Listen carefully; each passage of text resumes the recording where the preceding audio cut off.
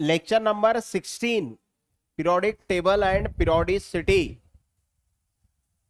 कृष्णाली झालं का? तर लास्ट क्लासमध्ये आपण आयोनायझेशन एन्थाल्पीचे क्वेश्चन्स डिस्कस केले होते. त्याच्या आधी आयोनायझेशन एन्थाल्पी, त्याचे एक्सेप्शन्स, त्याच्यामध्ये असणारा पिरियोडिक टेबल मधला ट्रेंड, ह्या गोष्टी आपण डिस्कस केल्या होत्या. तर लेक्चर नंबर 16 आहे आणि नेक्स्ट टॉपिक जो आहे आपला तो आहे इलेक्ट्रोनिगेटिव्हिटी. आता इलेक्ट्रोनिगेटिव्हिटी कशाला म्हणतात? तर इलेक्ट्रोनिगेटिव्हिटीसाठी सर्वात आधी आपल्याजवळ कोव्हॅलंटली बॉन्डेड ॲटम असते. कोव्हॅलंटली बॉन्डेड ॲटम्स म्हणजे असे ॲटम्स ज्यांच्यामध्ये कोव्हॅलंट बॉन्ड आहे.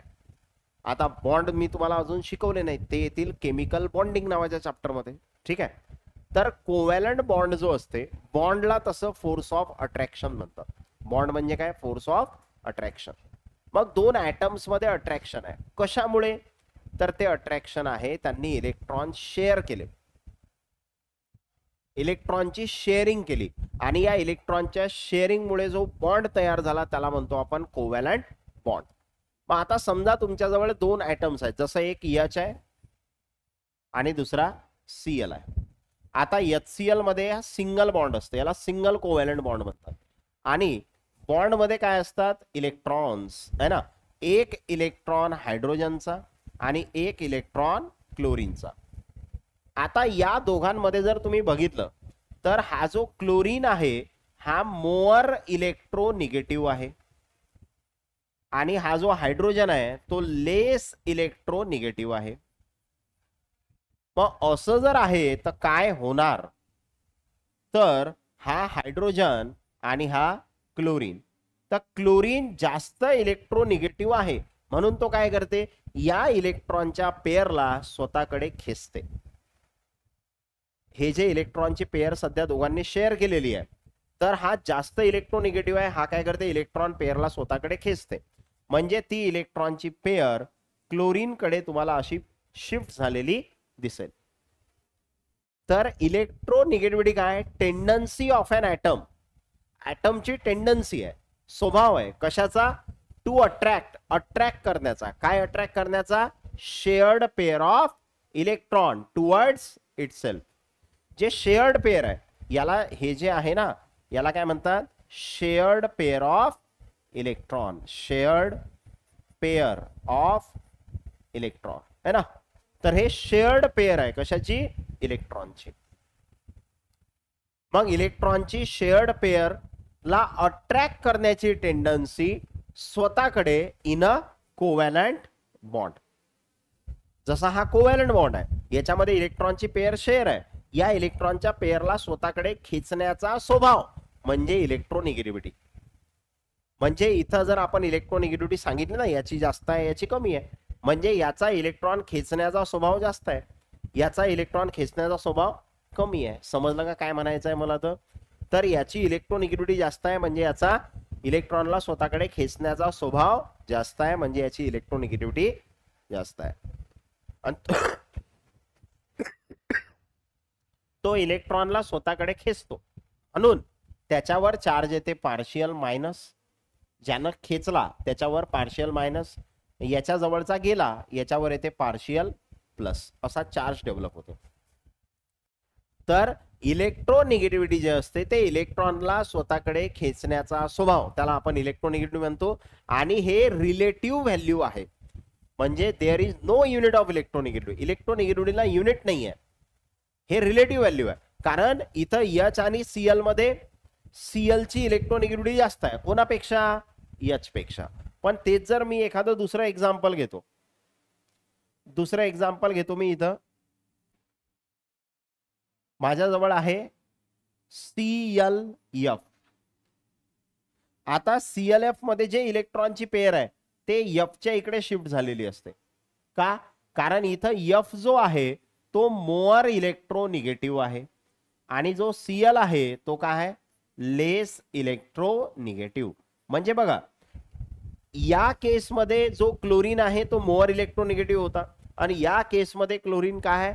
लेस इलेक्ट्रोनिगेटिव्ह आहे. मग हे डिपेंड कोणावर आहे? तो कोणासोबत आहे? जेव्हा तो हायड्रोजन सोबत आहे तेव्हा मोर इलेक्ट्रोनिगेटिव्ह आहे, पण जेव्हा तो फ्लोरीन सोबत आहे तेव्हा तो लेस इलेक्ट्रोनिगेटिव्ह आहे, म्हणजे त्याची रिलेटिव्ह व्हॅल्यू आहे. रिलेशन मध्ये सांगू राहिले कोणाच्या तरी, जसं इथं हायड्रोजनच्या रिलेशन मध्ये तो जास्त इलेक्ट्रोनिगेटिव्ह आहे आणि फ्लोरीनच्या रिलेशन मध्ये तो कमी इलेक्ट्रोनिगेटिव्ह आहे. इलेक्ट्रॉन खेचण्याची टेंडन्सी इथं कमी आहे, इथं कोणाची जास्त आहे, फ्लोरीनची जास्त आहे.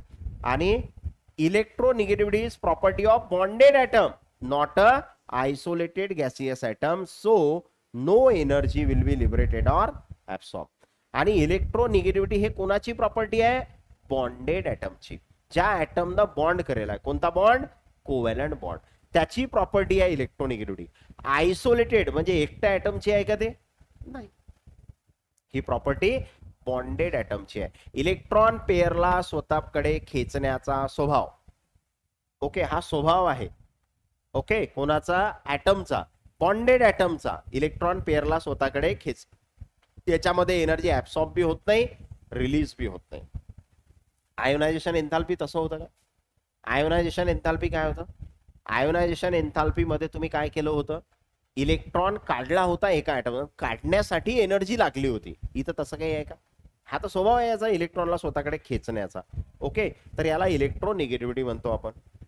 मग फॅक्टर अफेक्टिंग इलेक्ट्रोनिगेटिव्हिटी. आता इलेक्ट्रोनिगेटिव्हिटी कधी जास्त कधी कमी ते आपल्याला बघायचं आहे. तर ॲटॉमिक रेडियस विषयी जर सांगायचं झालं तर इलेक्ट्रोनिगेटिव्हिटी आणि ॲटॉमिक साईज मध्ये कसं रिलेशन आहे, इनवर्स. इलेक्ट्रोनिगेटिव्हिटी आणि ॲटॉमिक साईज मध्ये कसं रिलेशन आहे, इनवर्स. म्हणजे जर ॲटमची साईज जास्त आहे तर इलेक्ट्रोनिगेटिव्हिटी काय आहे, कमी आहे. म्हणजे कसं, आता ॲटमची साईज जास्त आहे म्हणजे तो न्यूक्लियस पासून दूर आहे, म्हणजे त्याचा बॉन्ड जो तयार होणार आहे तो दूर तयार होणार आहे ना. अरे बॉन्ड तयार होण्यासाठी शेवटच्या शेल मधले इलेक्ट्रॉन वापरत असतो आपण. मग शेवटची शेल दूर आहे, जर साईज मोठी आहे म्हणजे तो न्यूक्लियस पासून दूर आहे, आणि न्यूक्लियस पासून जर तो दूर आहे तर अट्रॅक्ट करण्याची टेंडन्सी कमी आहे. अरे जेवढा दूर असेल तेवढं अट्रॅक्शन कमी. दोन प्रकारचे नातेवाईक असतात, एक जोडचे नातेवाईक आणि दुसरे दूरचे नातेवाईक. जोडच्या नातेवाईकाविषयी अट्रॅक्शन जास्त, आणि जे नातेवाईक दूर दूर राहतात त्याच्याविषयी अट्रॅक्शन कमी. दूरचे नातेवाईक घरी आले काय आणि घरून गेले काय, काही घेणं देणं आहे काय, नाही. तेच मावशी येऊ द्या बरं, तुम्हाला नाही सांगू द्या बरं, तुम्हाला सांगितलं नाही घरी मावशी आली तर, है ना. मावशी गेल्यावर आईले 10 वेळा म्हणचाल, मावशी आली तर मला आवाज बी नाही दिला, मावशी आली तर मला आवाज बी नाही दिला. अरे बरोबर आहे ना, कारण जोडचे नातेवाईक फरक पडला ना तुम्हाला, कारण अट्रॅक्शन जास्त आहे मावशीमध्ये तुमच्यामध्ये, बरोबर. ठीक आहे. आता आईच्या आईची मावशी आली, मावशी वर बी गेली तरी तुम्हाला काही घेणं आहे का, नाही, कारण त्या आईच्या मावशीमध्ये तुमच्यामध्ये कुठे अट्रॅक्शन आहे. अरे समजलं का, म्हणजे दूर असला तर अट्रॅक्शन कमी, समजला आता. हा, मग आता ॲटॉमिक साईज जर जास्त आहे म्हणजे तो न्यूक्लियस पासून दूर आहे, त्यामुळे अट्रॅक्शन कमी. अट्रॅक्शन कमी म्हणजे इलेक्ट्रॉनला खेचण्याचा स्वभाव कमी, म्हणजे इलेक्ट्रोनिगेटिव्हिटी कमी, समजला आता. हा, नंतर दुसरा आहे इफेक्टिव्ह न्यूक्लिअर चार्ज. आता न्यूक्लियस वरचा चार्ज जर जास्त असला म्हणजे न्यूक्लियस जवळ पॉवर जास्त आहे, काय करेल, न्यूक्लियस वर चार्ज जास्त असला तर काय करेल, खेचेल ना, कारण ताकद जास्त आहे ना याची. तर न्यूक्लियस वरचा चार्ज जास्त असेल तर अट्रॅक्शन जास्त, म्हणजे इलेक्ट्रॉनला खेचण्याचा स्वभाव जास्त, म्हणून इलेक्ट्रोनिगेटिव्हिटी जास्त. म्हणजे रिलेशन कसा आहे, डायरेक्ट. जर न्यूक्लियस वरचा चार्ज जास्त तर इलेक्ट्रोनिगेटिव्हिटी जास्त, न्यूक्लियस वरचा चार्ज जास्त, इलेक्ट्रोनिगेटिव्हिटी जास्त. जर साईज जास्त तर इलेक्ट्रोनिगेटिव्हिटी कमी, समजलं का. मग आता एक जनरल ट्रेंड आपण बघू, ट्रेंड आहे का आता, ठीक आहे. अजून एक फॅक्टर आहे, नंतर ट्रेंड पाहू आपण, किंवा ट्रेंड तुम्हाला इथंच समजते. आता पिरियॉडिक टेबल मध्ये जर वरून खाली आले काय होते, पिरियॉडिक टेबल मध्ये वरून खाली आले साईज वाढते, साईज वाढते म्हणजे दूर चालला, म्हणजे अट्रॅक्शन कमी होऊ राहिलं, आणि अट्रॅक्शन कमी होऊ राहिलं तर खेचण्याचा स्वभाव कमी, म्हणजे याचा अर्थ वरून खाली आलं पिरियॉडिक टेबल मध्ये की इलेक्ट्रोनिगेटिव्हिटी कमी होते. समजलं? आता पिरियॉडिक टेबल मध्ये लेफ्ट कडून राईट कडे चाललो, ऍटॉमिक नंबर वाढते. ऍटॉमिक नंबर वाढते म्हणजे न्यूक्लियस वरचा चार्ज वाढते, आणि न्यूक्लियस वरचा चार्ज वाढला म्हणजे इफेक्टिव्ह न्यूक्लिअर चार्ज वाढला म्हणजे इलेक्ट्रोनिगेटिव्हिटी वाढते. म्हणजे पिरियॉडिक टेबल मध्ये लेफ्ट टू राईट गेलं की इलेक्ट्रोनिगेटिव्हिटी वाढते. पिरियॉडिक टेबल मध्ये टॉप टू बॉटम आलं की इलेक्ट्रोनिगेटिव्हिटी कमी होते. समजलं आता? हा, बस ट्रेंड तुम्हाला इथंच लक्षात आला. नंतर आहे positive charge on cation. Cation वरचा पॉझिटिव्ह चार्ज वाढला, काय होईल? पॉझिटिव्ह चार्ज वाढला म्हणजे न्यूक्लियसची ताकद वाढली. न्यूक्लियसची ताकद वाढली, अट्रॅक्शन वाढलं म्हणजे इलेक्ट्रोनिगेटिव्हिटी वाढली. साध्या सोप्या भाषेत जर पॉझिटिव्ह चार्ज वाढला तर इलेक्ट्रोनिगेटिव्हिटी काय होते? वाढते. पॉझिटिव्ह चार्ज वाढला तर इलेक्ट्रोनिगेटिव्हिटी वाढते. म्हणजे चार्ज जास्त असला पॉझिटिव्ह तर इलेक्ट्रोनिगेटिव्हिटी जास्त. जसं इथं Mn2+ आहे, Mn4+ आहे आणि Mn7+ आहे. तर इथं जर तुम्ही बघितलं तर पॉझिटिव्ह चार्ज काय होऊ राहिला? वाढू राहिला, म्हणून इलेक्ट्रोनिगेटिव्हिटी वाढू राहिली. म्हणजे याच्यापेक्षा जास्त इलेक्ट्रोनिगेटिव्ह हा, याच्यापेक्षा जास्त इलेक्ट्रोनिगेटिव्ह हा. समजलं? खाली बघा, Fe वर चार्ज नाही आहे, इथं 2+ आहे, इथं 3+ आहे, म्हणजे पॉझिटिव्ह चार्ज वाढू राहिला. आणि पॉझिटिव्ह चार्ज वाढला की इलेक्ट्रोनिगेटिव्हिटी वाढते, कारण इलेक्ट्रॉनला खेचण्याचा स्वभाव जो आहे, शेअर्ड पेअरला खेचण्याचा स्वभाव, तो काय होणार? वाढणार. ठीक आहे. पण आता समजा निगेटिव्ह चार्ज वाढला, निगेटिव्ह चार्ज वाढला. निगेटिव्ह चार्ज कधी वाढते सांगा बरं? जेव्हा इलेक्ट्रॉन घेते. मग आता जर इलेक्ट्रॉन घेतला तर पहिले जे इलेक्ट्रॉन आहेत, समजा हा न्यूक्लियस आहे, ठीक आहे, हा न्यूक्लियस आहे, याच्या भोवती ह्या शेल आहेत, समजा की एकच शेल घेतो मी, किंवा ह्या शेल आहेत अशा. आता या शेल मध्ये इलेक्ट्रॉन आहे, असे या शेल मध्ये काय आहेत? असे इलेक्ट्रॉन आहेत समजा. ठीक आहे, या शेल मध्ये काय आहेत? इलेक्ट्रॉन. आणि आता तुम्ही एक नवीन इलेक्ट्रॉन घेऊ राहिले. मग आता जेव्हा तुम्ही नवीन इलेक्ट्रॉन घेसाल म्हणजे हा इलेक्ट्रॉन इकडे येण्याचा प्रयत्न करील. अरे करेल का? मग काय होईल? हे इलेक्ट्रॉन या इलेक्ट्रॉनला काय करतील? रिपेल. रिपेल केल्यामुळे काय होणार? साईज वाढणार. साईज वाढणार म्हणजे अट्रॅक्शन, आणि अट्रॅक्शन कमी म्हणजे इलेक्ट्रोनिगेटिव्हिटी कमी. म्हणजे जर निगेटिव्ह चार्ज वाढला तर इलेक्ट्रोनिगेटिव्हिटी काय होते? कमी होते. जर निगेटिव्ह चार्ज वाढला तर इलेक्ट्रोनिगेटिव्हिटी कमी होते. का कमी होते समजलं? कारण निगेटिव्ह निगेटिव्ह मध्ये काय होईल? रिपल्शन. रिपल्शन झाल्यामुळे साईज काय होणार?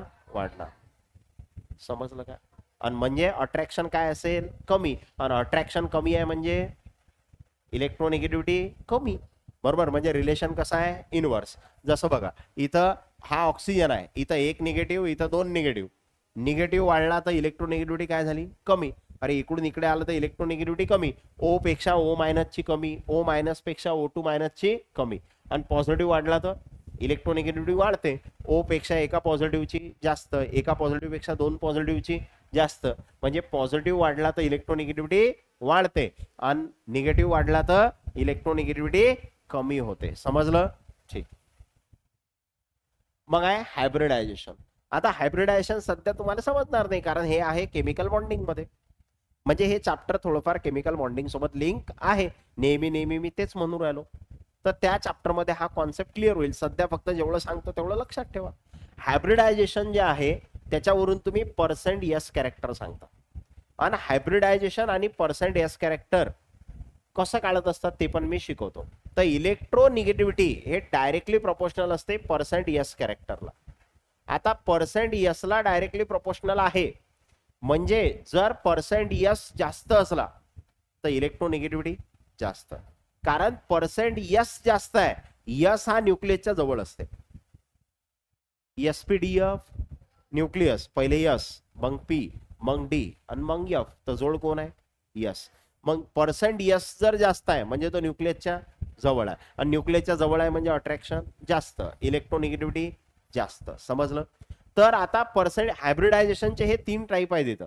एक sp हायब्रिडायझेशन आहे, एक sp2 हायब्रिडायझेशन आहे, आणि एक sp3 हायब्रिडायझेशन आहे.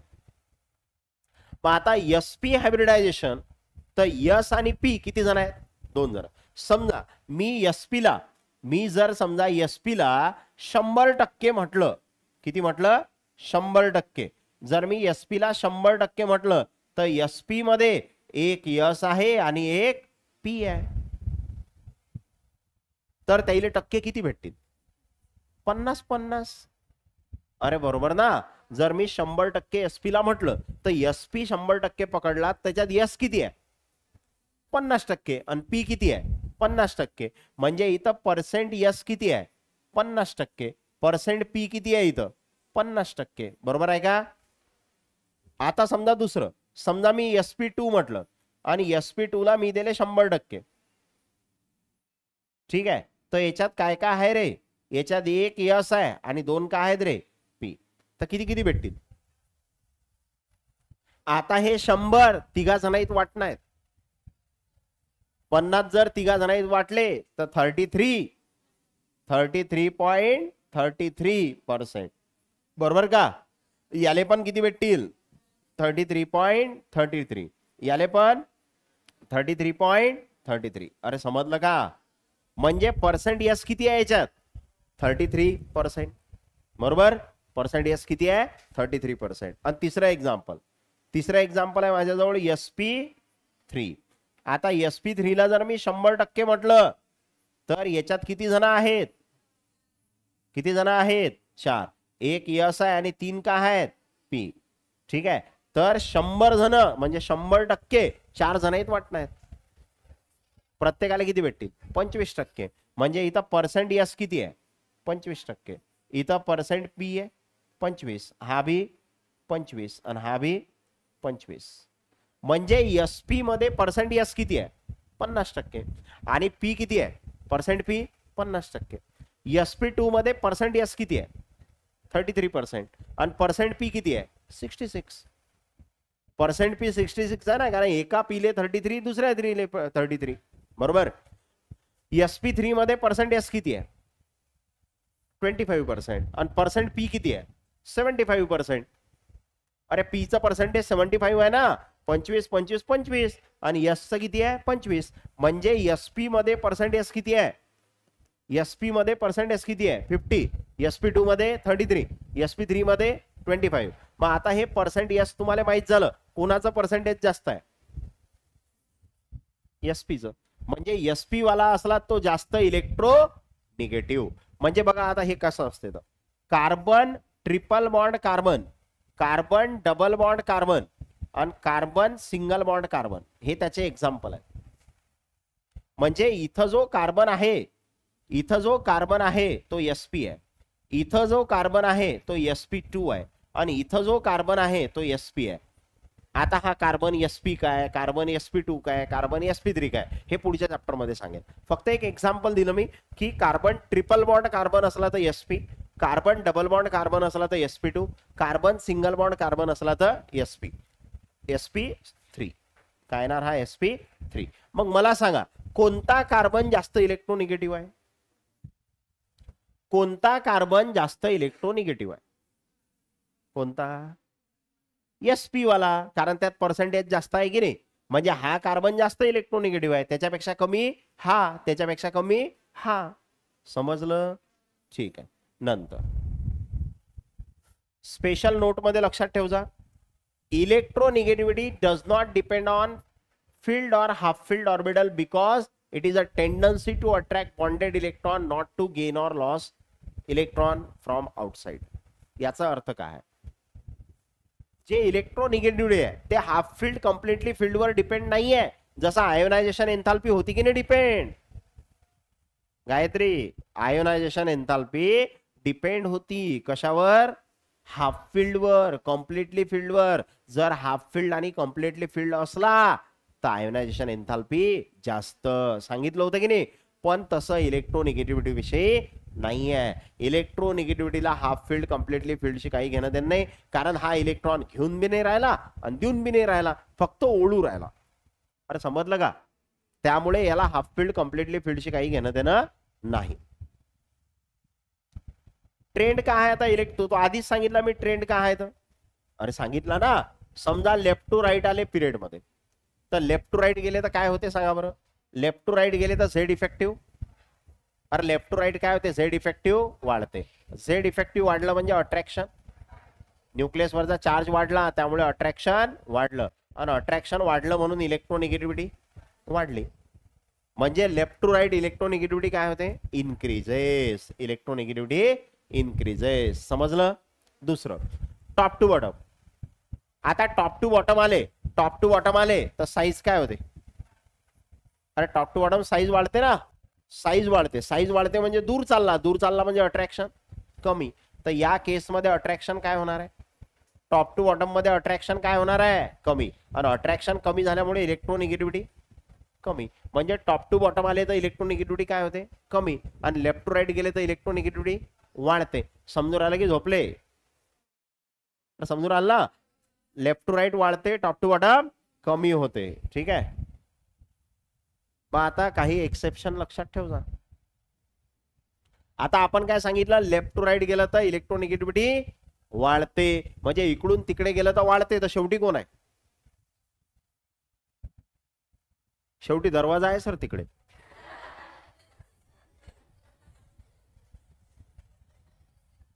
कोण आहे शेवटी, कोण आहे म्हटलं तर पिरियोडिक टेबल मध्ये शेवटी कोण आहे, नोबल गॅस है ना. मग इकडून तिकडे गेलं तर वाढते, तर नोबल गॅसची जास्त पाहिजे की नाही. पण नोबल गॅसची इलेक्ट्रोनिगेटिव्हिटी जास्त आहे काय.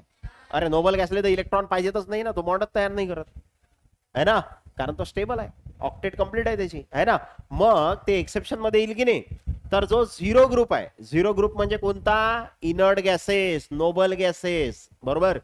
Electronegativity is always zero because inert gases do not form molecule. ते मॉलिक्यूल तयार करत नाहीत, त्यांची इलेक्ट्रोनिगेटिव्हिटी झिरो आहे. त्याला इलेक्ट्रोनिगेटिव्हिटीचे काही घेणं नाही. बरोबर ना. त्यांची इलेक्ट्रोनिगेटिव्हिटी किती आहे, झिरो. म्हणजे इकडून तिकडे वाढते. मग नोबल गॅसेसची सगळ्यात जास्त आहे का, नाही, त्यांची तर झिरो आहे. म्हणजे एक्सेप्शन आहे ना हे. हा. नंतर electronegativity of CS and FR are equal. Caesium francium कुठं आहे, ते कोणत्या ग्रुपचे आहेत, सेसियम फ्रान्सियम कोणत्या ग्रुपचे आहेत,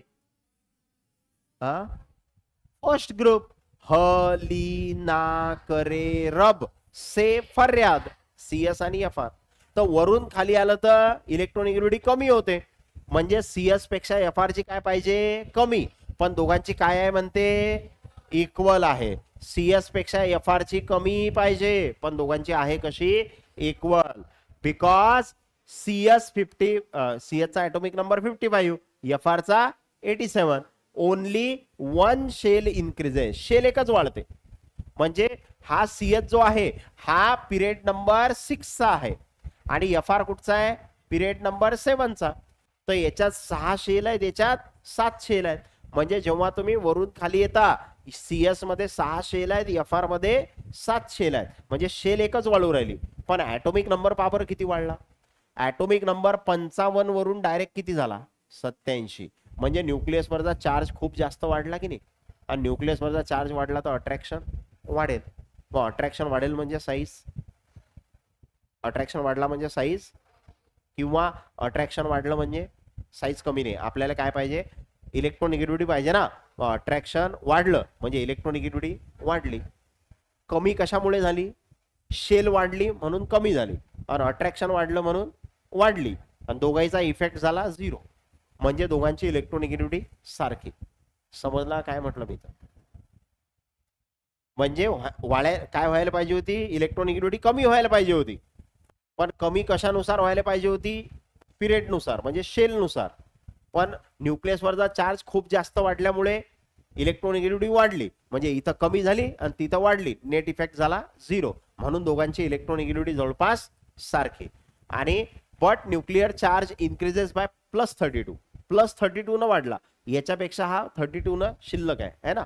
आणि so effect of nuclear charge balance the effect in increase in number of shell. म्हणजे हा इफेक्ट बॅलन्स झाला. कशाने बॅलन्स झाला, शेल बी वाढली आणि चार्ज बी वाढला, म्हणून दोघांची इलेक्ट्रोनिगेटिव्हिटी सारखी, सेसियम फ्रान्सियमची सारखी. क्लिअर आहे का, समजलं. इनर्ट गॅसेसची झिरो, इनर्ट गॅसेसची झिरो.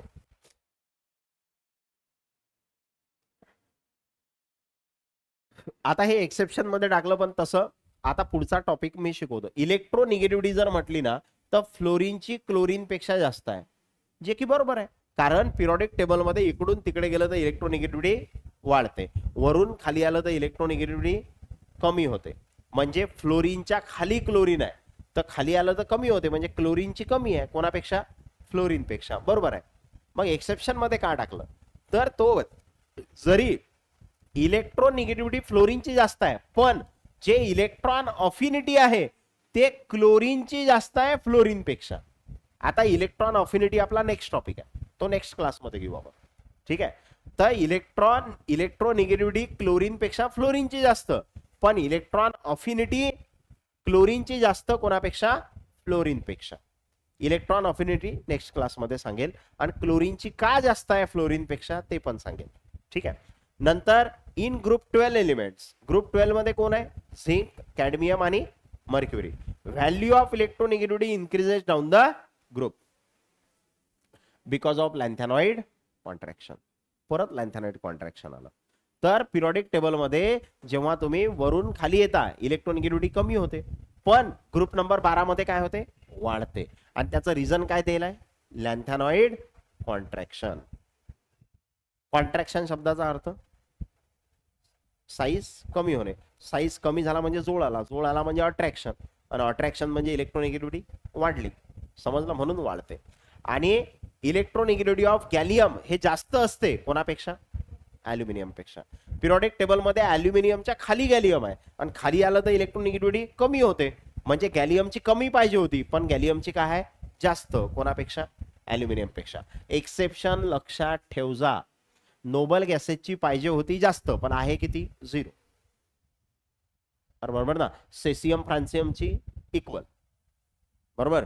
त्यानंतर ग्रुप 12 मध्ये खाली आलं तर इलेक्ट्रोनिगेटिव्हिटी वाढते. ओके. आणि ॲल्युमिनियम पेक्षा गॅलियमची काय असते? इलेक्ट्रोनिगेटिव्हिटी जास्त. ठीक आहे. ह्या गोष्टी लक्षात असू द्या. आता नोट मध्ये, fluorine has the highest electronegativity in the periodic table. Periodic table मध्ये सर्वात जास्त इलेक्ट्रोनिगेटिव्हिटी कोणाची आहे? फ्लोरीनची. आणि किती आहे ते? तर ते किती आहे? 4. फ्लोरीन सर्वात जास्त इलेक्ट्रोनिगेटिव्ह आहे, हे लक्षात ठेव जा. सगळ्यात जास्त इलेक्ट्रोनिगेटिव्ह कोण आहे पिरियोडिक टेबल मध्ये? फ्लोरीन. आणि caesium having lowest electronegativity in the periodic table. आणि सगळ्यात कमी कोण आहे?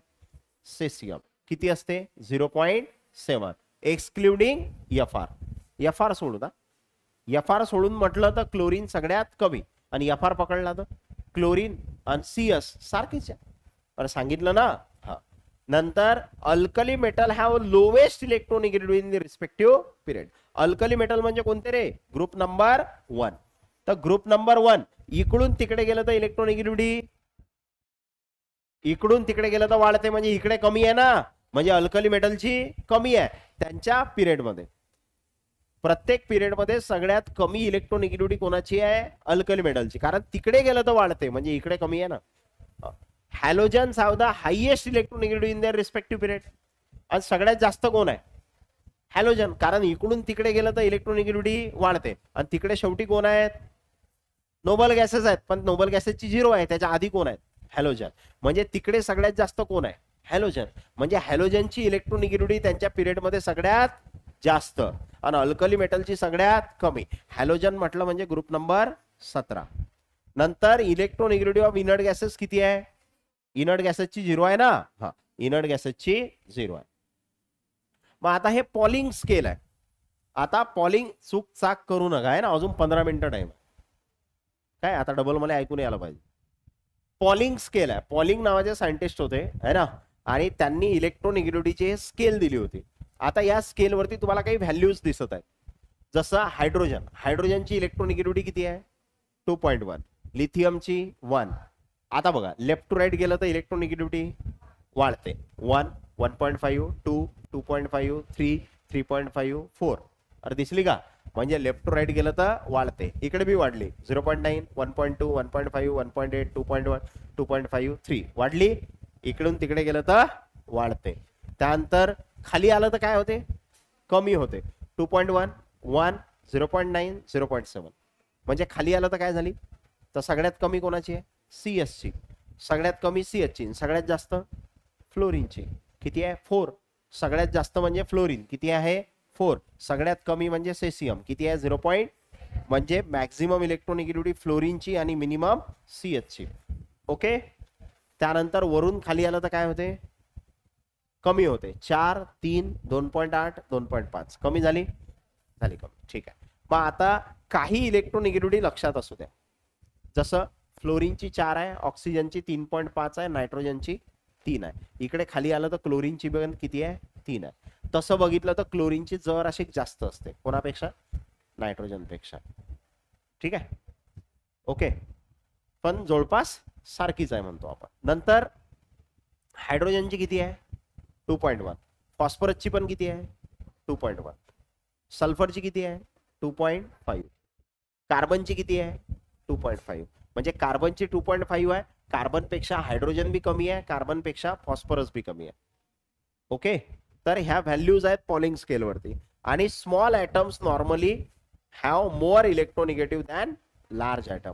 जे स्मॉल ॲटम्स असतात ते जास्त इलेक्ट्रोनिगेटिव्ह असतात कोणापेक्षा, लार्ज ॲटम पेक्षा. स्मॉल वाले जास्त इलेक्ट्रोनिगेटिव्ह. तर स्मॉल कोण आहे, फ्लोरीन. स्मॉल आहे ना, साईज छोटी असते. खाली खाली आलं तर साईज काय होते, वाढते. मग याच्यात स्मॉल फ्लोरीन आहे तर याचं इलेक्ट्रोनिगेटिव्हिटी जास्त. इकडून तिकडे गेलं तर साईज काय होते, कमी होते. म्हणजे हा स्मॉल आहे म्हणून याची इलेक्ट्रोनिगेटिव्हिटी जास्त. समजलं. तर स्मॉलची इलेक्ट्रोनिगेटिव्हिटी काय असते, जास्त असते.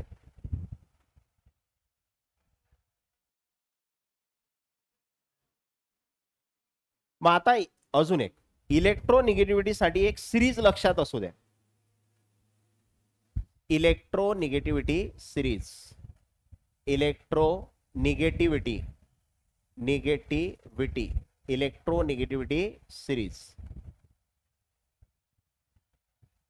आता इलेक्ट्रोनिगेटिव्हिटी सिरीज मध्ये ट्रिक लक्षात असू द्या. फोन FON फोन कल बाहर आएगा CH मेटल, असं लक्षात ठेवा याला.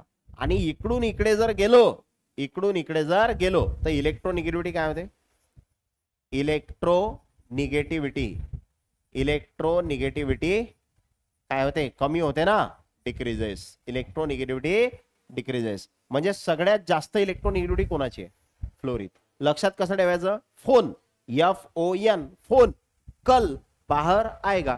तशी या दोघांची जवळपास काय आहे, सारखीच आहे. ठीक आहे. तर फोन कल बाहर आएगा CH मेटल. म्हणजे कमी इलेक्ट्रोनिगेटिव्हिटी कोणाची आहे, मेटलची. मेटलची इलेक्ट्रॉन खेचण्याची इच्छा कमी असते, त्यांची द्यायची इच्छा जास्त असते, है ना. तर इकडून तिकडे गेलं तर इलेक्ट्रोनिगेटिव्हिटी काय होते, कमी असते. अरे माहित आहे ना, कार्बनची 2.5 आहे आणि हायड्रोजनची किती आहे 2.1 आहे ना.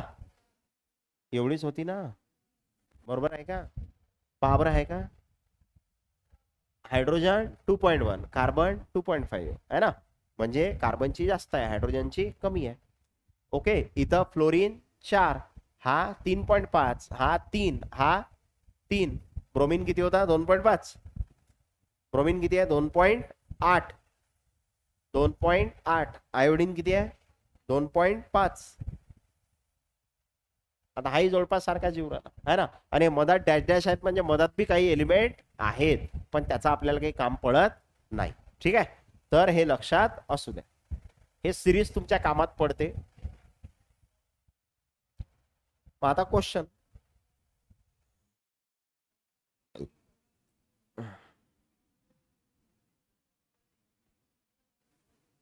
Correct order of electronegativity for given elements. Correct order.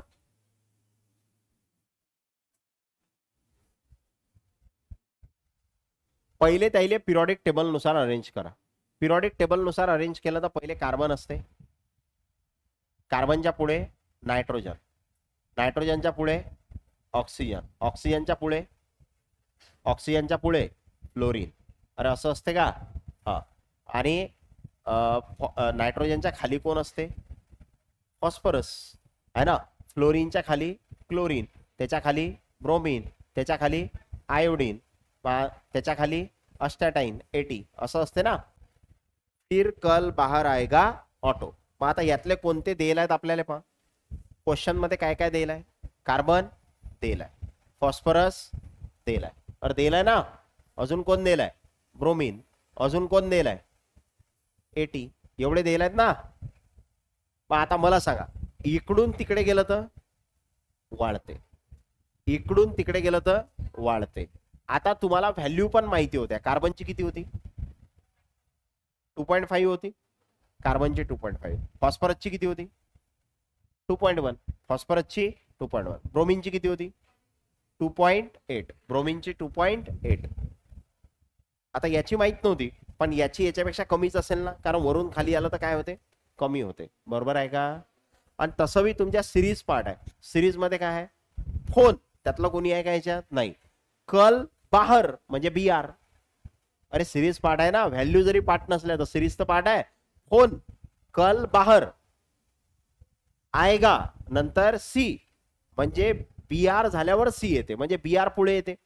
B R पुढे कुठं कुठं आहे. इथं बी आर पुढे आहे, इथं बी आर पुढे आहे, म्हणजे हे दोन ऑप्शन कटले. आता फॉस्फरस आणि कार्बन मध्ये पुढे कोण आहे. कार्बन. फॉस्फरस आणि कार्बन मध्ये पुढे, इथं फॉस्फरस पुढे आहे, म्हणजे हे चुकलं. पुढे कोण पाहिजे. कार्बन. म्हणजे उत्तर कोणतं करेक्ट आहे.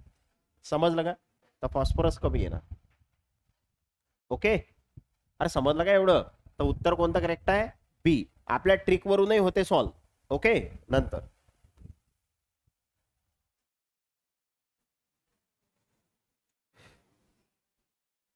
The electronegativity of the following element increase in the order. Periodic table नुसार अरेंज करा पहिले.